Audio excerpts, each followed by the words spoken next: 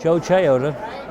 I am 71, and I say hi to everybody because that's who I am. That's what I do. What is your favorite part about being a senior?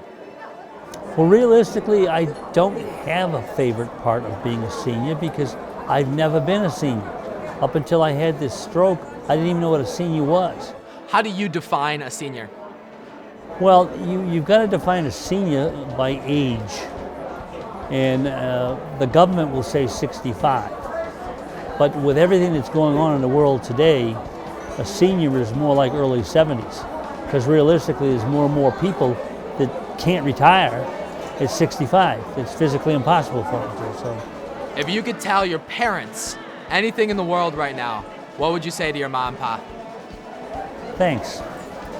Because there's a lot of things as you look at your parents that you can take issues with, but for most parts, they gave me and taught me a work ethic that is something that a lot of people today don't have. You know, no matter what you're getting paid, no matter who you're working for, you have an ethic and a responsibility to go to work every single day and make a living. And my parents gave me that. Think about the most challenging time in your life. If there was someone else going through a similar situation, what advice would you give that person?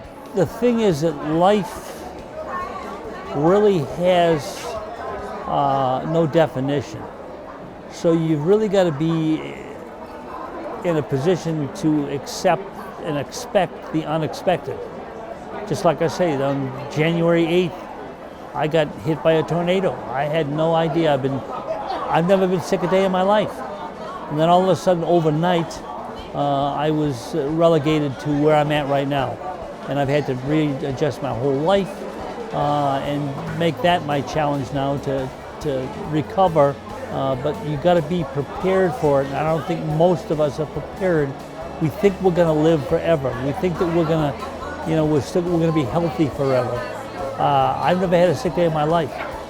So then all of a sudden to be devastated with something like a stroke, I didn't even know what it was. What is your favorite memory from the day you were born until today so far? I had the luxury, I was born in New England, and I had the luxury through a whole bunch of things that happened during my childhood, but I lived with an aunt and an uncle about 3 months out of the year, vacations, so on and so forth. And they lived up on the Massachusetts-New Hampshire border. And I mean, you want to talk about an absolutely gorgeous surrounding up there.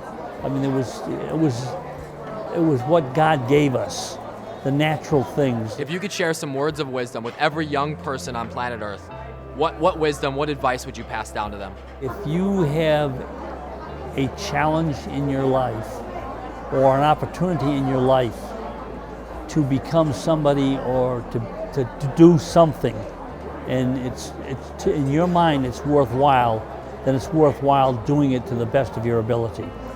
And to me, if you do that, you will feel successful, and more importantly, I think that you will have even now as I look back on some of the things that I'm going through right now, I have to rely upon those things that I took for granted that actually were achievements. And that's the way that I look at it. If I could give any young person, if it's worthwhile doing, do your best at it.